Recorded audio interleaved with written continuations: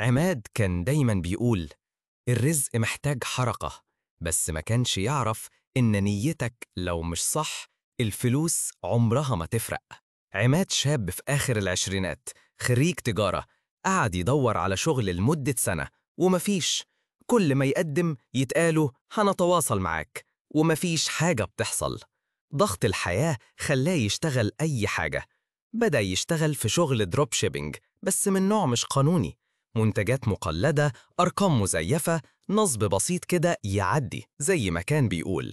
في أول شهرين كسب 40,000 جنيه، مصاريفه اتغطت وبدأ يحس إن الدنيا ابتدت تبتسم له.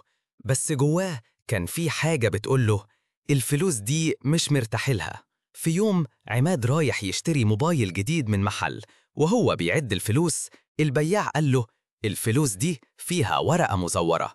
عماد اتصدم، ازاي؟ هو مش بيزور، بس الفلوس دخلت له من مصادر مش مظبوطة.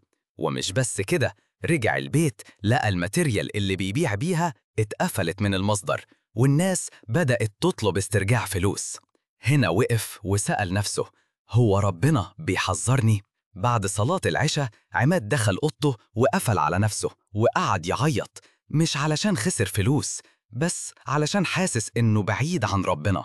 وقال لنفسه أنا هاخد القرار، مش عايز فلوس حرام حتى لو رجعت أبدأ من الصفر. مسح دموعه وبدأ يفكر، أنا بعرف أعمل إعلانات كويس، طب ليه ما اشتغلش في التسويق لشركات حقيقية؟ بدأ يدور على كورسات حلال مجانية أو رخيصة، واتعلم من الصفر. عمل صفحة على الإنترنت باسمه الحقيقي، وبدأ يعرض خدماته بأسعار قليلة بس بضمير.